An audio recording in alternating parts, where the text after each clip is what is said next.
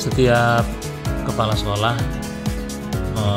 memiliki cara tersendiri atau strategi tersendiri dalam mengambil keputusan terkait dengan dilema etika dan keputusan moral. Tetapi ada 3 prinsip yang dapat membantu saat menghadapi pilihan-pilihan yang banyak tantangan tersebut. Yang pertama yaitu berpikir berbasis hasil akhir atau end-based thinking. Yang kedua berpikir berbasis peraturan, rule-based thinking. Dan yang ketiga berbasis rasa peduli atau care-based thinking. Dalam mengambil keputusan, kepala sekolah harus memahami bahwa nantinya keputusan yang akan diambil hasilnya akan berdampak positif dengan berpegang teguh pada peraturan dan juga mempertimbangkan sisi kebajikan atau kemanusiaan. Kepala sekolah tidak semata-mata memutuskan sendiri tanpa mengidentifikasi fakta-fakta dari permasalahan yang dihadapi. Orang yang kompeten juga dibutuhkan sebagai pertimbangan dalam pengambilan keputusan. Kolaborasi atau musyawarah merupakan salah satu kunci dalam mengambil keputusan untuk menghadapi atau mengatasi dilema etika maupun rujukan moral. Meski tidak semua keputusan disukai oleh seluruh warga sekolah, kolaborasi atau musyawarah akan lebih tepat dan bijak dalam mengambil keputusan.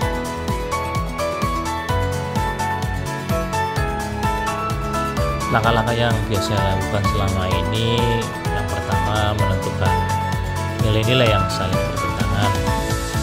Artinya sebelum kita mengambil keputusan dalam suatu masalah, penting bagi kita untuk mengetahui atau mengidentifikasi permasalahan yang kita hadapi. Hal ini dilakukan agar keputusan yang kita ambil merupakan keputusan yang tepat. Selanjutnya menentukan siapa yang terlibat dalam situasi tersebut. Menentukan siapa saja yang terlibat dalam permasalahan ini akan membuat kita mudah dalam mengambil dan mempertimbangkan keputusan. Kemudian mengumpulkan fakta yang relevan dalam situasi tersebut. Dengan mengumpulkan fakta yang terjadi dalam sebuah permasalahan atau kasus, kita akan mengetahui lebih jelas apa yang sedang dihadapi dan mungkin kita menemukan sesuatu yang tersembunyi dalam permasalahan tersebut. Yang terakhir, melakukan pengujian benar atau salah yang dilakukan dalam beberapa tahap, yaitu uji legal, kemudian uji standar atau regulasi, dan uji publikasi.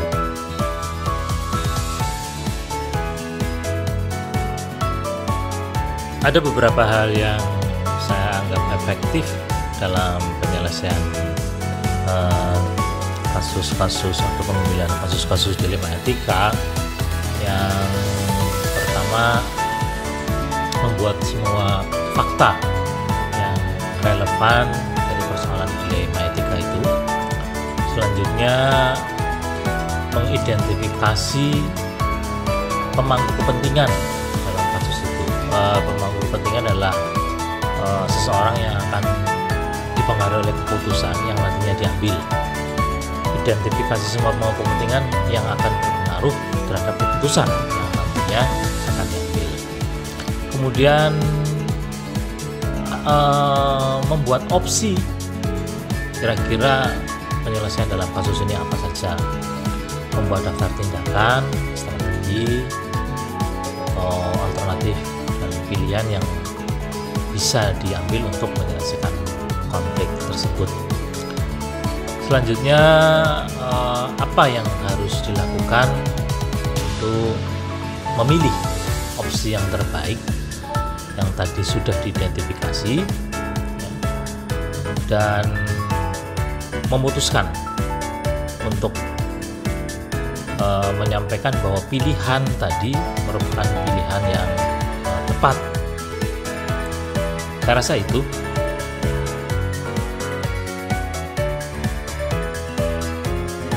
Ada 2 hal ya, seorang pemimpin dalam pengambilan keputusan untuk kasus-kasus dilema etika. Yang pertama adalah rasa keadilan dan rasa kasihan atas perlakuan yang sama pada semua orang.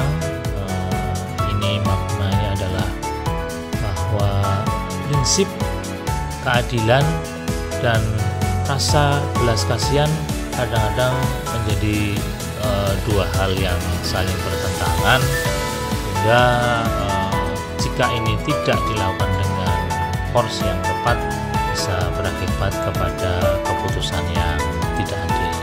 Kemudian yang kedua adalah timbulnya perbedaan pendapat tentang sebuah keputusan, perbedaan latar belakang pemikiran dan pemahaman, sehingga kelompok kecil harus melawan kelompok besar. Di lingkungan pendidikan kita yakin bahwa dalam komunitas-komunitas di lingkungan sekolah itu terdapat kelompok-kelompok yang kadang-kadang memiliki kepentingan yang berbeda, dan apabila ada kepentingan yang berbeda itu saling berhadapan antara kelompok yang kecil dan yang besar, bisa menimbulkan ketidakadilan pula, dan ini menjadi tantangan bagi pengambilan keputusan.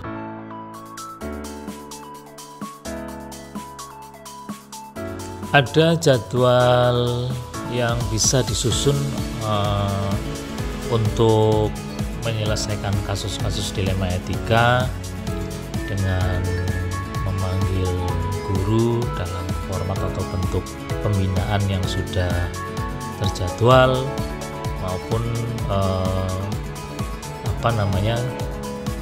sifatnya insidental atau langsung diselesaikan di tempat.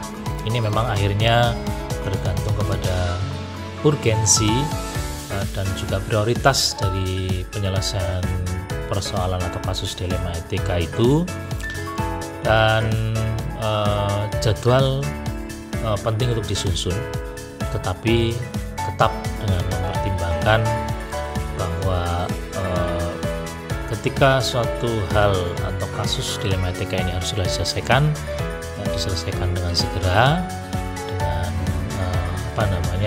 melakukan pembinaan langsung pada saat itu juga, yang hasil dari pembinaan itu ditandatangani oleh yang bersangkutan, sekaligus di sana mengcover permasalahannya.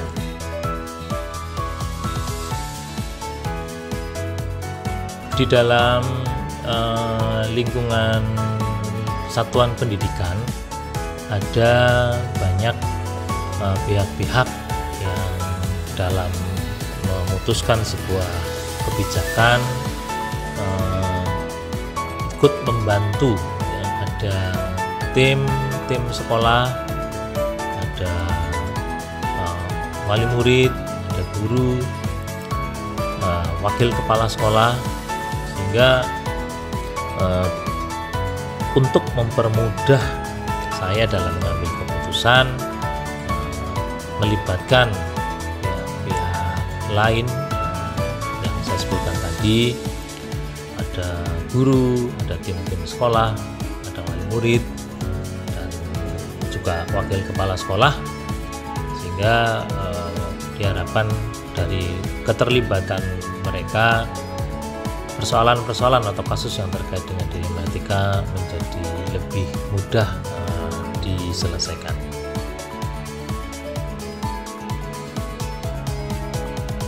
Dari semua hal yang telah saya paparkan, saya sampaikan tadi, pasti ada pembelajaran yang dapat dipetik dari pengalaman dalam pengambilan keputusan, khususnya dilema etika. Itu pembelajaran yang dipetik adalah mempertimbangkan sebaik-baiknya semua aspek dan sisi dari sebuah keputusan yang nanti kita ambil, sehingga kita betul-betul merasa yakin dengan keputusan yang kita buat. Kemudian juga menambah ilmu dan wawasan dalam pengambilan keputusan, dan saya akan mengambil keputusan berdasarkan nilai-nilai kebajikan dengan pertimbangan yang baik dan benar tentunya.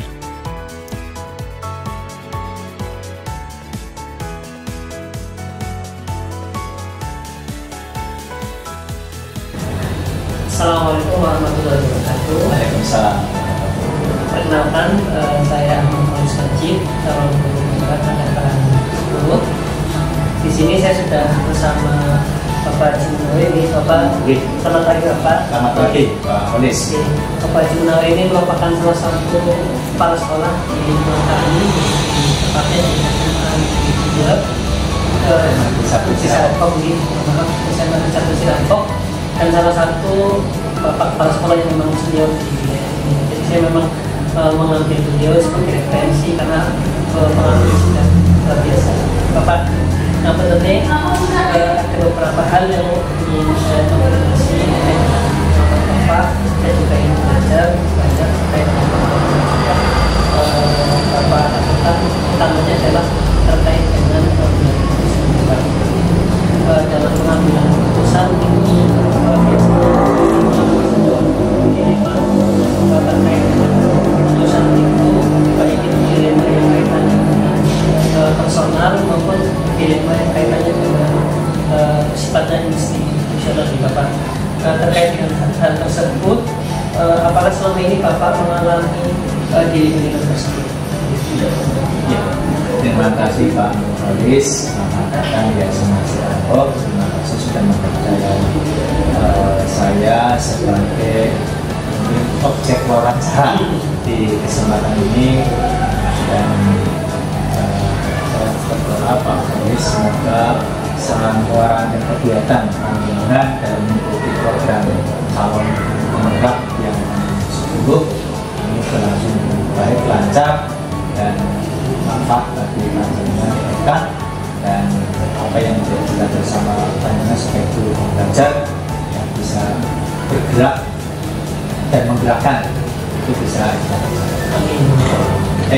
Pak Oli, saya mencoba sebisa yang saya mampu dan saya dapat ini dalam upaya untuk menyelesaikan atau menyikapi persoalan masalah dilema kebaikan yang kadang-kadang muncul terjadi di sekolah. Memang ini keniscayaan barangkali Pak Polis. Maka ketika ada persoalan itu muncul menjadi semacam dua hal atau dua kepentingan yang seolah-olah ada yang kemudian terjadi persinggungan, terjadi konflik, ya. Kadang sebenarnya hanya persoalan waktu, ya.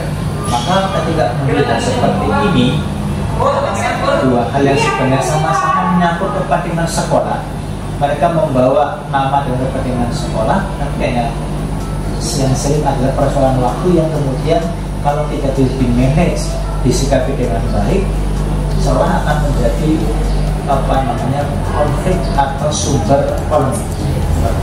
Maka ya dengan persoalan yang ada ini saya berusaha organisasi, saya melakukan klarifikasi, ya. Kemudian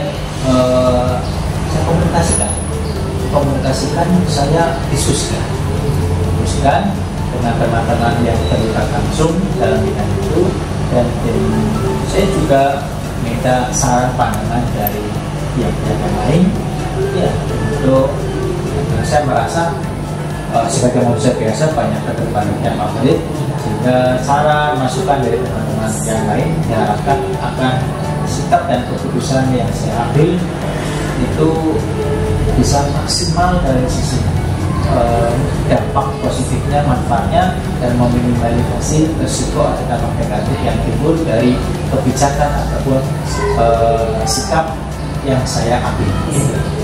Kalau saya garis bawahi pada beberapa hal, Pak. Yang pertama, untuk konflik yang biasa terjadi itu adalah masalah waktu. Iya. Masalah waktu kadang-kadang mungkin karena waktunya berbarengan, maka memang harus ada yang dikorbankan atau mungkin memilih skala prioritas itu, Pak. Terus kemudian tadi saya Bapak juga atau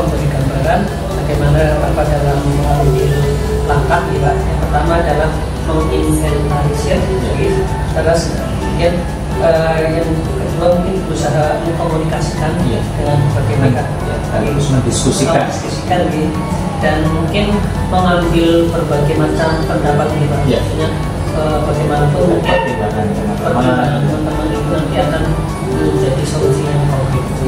Oke, Mas Bapak. Kemudian terkait dengan hal itu, menurut Bapak hal efektif apa dalam mengambil keputusan yang selama ini Bapak sudah lakukan dalam kaitannya dengan kasus ini? Ya, jadi saya mengambil istilah kata kuncinya itu pada komunikasi. Iya, ada komunikasi yang kita berdiskusi, kemudian memutuskan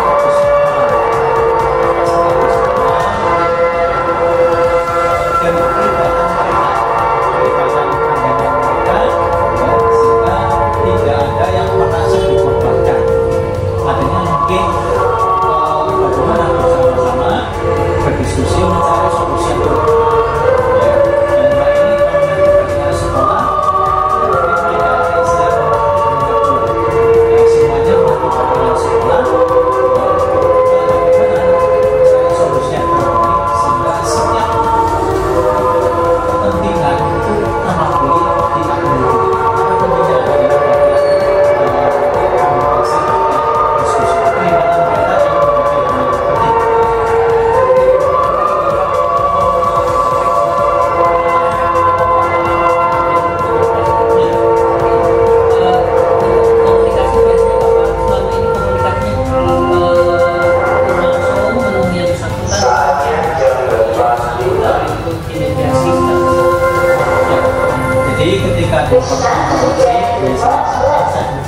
Kemudian saya mengatur strategi atau langkah-langkah. Ya, ternyata saya komunikasi kepada, katakanlah kalau itu ada seolah ada dua pihak, dua kepentingan, ya saya bertanya minta informasi dari dua belah itu seperti apa, ya seperti apa, kemudian minta pertimbangan kepada teman, sehingga ini nanti kita diskusikan kepada teman tadi yang membidangi di bidangnya masing-masing untuk kita mintai pandangannya ya secara bersama-sama mencarikan solusi. Jadi itulah langkah saya lagi pelibatan mereka dalam mencarikan solusi itu menjadi penting karena mereka yang membidangi itu misalnya antara Kapolsek kurikulum dan lokasi kesukaan, ini kan mereka yang tahu persis bagaimana kondisi di lapangan sehingga nanti masing-masing kepentingan bisa terwakili. Sebenarnya saya butuh informasi dari semuanya. Berarti memang Bapak selama ini mengikuti informasi terdahulu. Iya. Terus kemudian langsung dari Pak Kapolseknya. Iya. Ada saran dari yang lain juga bagaimana keinginan dari teman-teman. Ini nanti ditemukan titik temu bersama. Iya kan. Iya. Oke. Kemudian terkait dengan menurut Bapak selama ini tantangan yang paling besar kemungkinan sangat sulit dihadapi ketika mengambil keputusan. Ya, itu adalah bahasa komunikasi. Jadi bahasa komunikasi, kemudian tentunya bahasa komunikasi, kemudian ego sektor. Jadi ego sektor itu yang kadang-kadang butuh katakan semacam kerja keras meyakinkan kepada teman-teman bahwa ini semuanya kepentingan bersama, kepentingan sekolah. Ya, tinggal bagaimana kita mengaturnya, strateginya supaya semua kita yang seolah-olah berpotensi konflik itu tidak terjadi karena mereka mendapatkan porsi akan pelaksanaan waktu perhatian itu secara proporsional. Berarti tadi kata kuncinya berarti yang berikut ini masalah ego sektoral itu. Iya. Bagaimana dari ego sektoral itu kemudian diterjemahkan untuk kepentingan bersama. Iya. Lalu berikutnya adakah waktu khusus atau jadwal khusus dari Bapak dalam menangani setiap permasalahan yang ada, atau mungkin itu terjadi secara insidental, diselesaikan secara insidental? Enggak. Terus terang Pak Huli, saya belum punya jadwal yang khusus untuk masalah ini, jadi dilakukan secara insidental ketika ada persoalan dan kemudian saya lakukan upaya-upaya mensikapinya ya, supaya tidak seolah ada konflik kepentingan. Berarti tidak ada jadwal ya Pak? Iya. Sudah Iya. Langsung lah, intinya dan permasalahan apa langsung tanggap dan diselesaikan. Iya. Yang berikutnya, adakah faktor-faktor apa yang selama ini mungkin mempermudah Bapak dalam penyelesaian kasus ini dengan baik, selain mungkin komunikasi dan sebagainya? Menurut apa yang selama ini Bapak lakukan selain lain? Iya. Ya. Pelibatan banyak pihak di sekolahan ini saya kedepankan ya. Tentunya saya banyak melibatkan, meminta pandangan teman-teman struktural di sini, teman-teman. Maka saya kalau misalnya seolah konfliknya itu adalah fasid ya, saya minta pandangan teman-teman fasid yang lain. Kemudian juga saya dalam bekerja ini juga dibantu oleh PLTK Sukarno, ya ini masuk pihak yang saya bisa mendengarkan, serta tim pengembang atau penjamin mutu. Ini adalah pihak-pihak yang sering saya minta bantuan. Tapi tidak menutup kemungkinan saya juga minta pendapat teman-teman yang lain ya dalam berbagai masalah ini, dan maka saya bisa agar sikap yang saya ambil itu informasinya dan penyelesaiannya itu harapannya itu kan lebih menyeluruh. Memang di sini sudah ada pelibatan tim pengembang Iya. menjadi faktor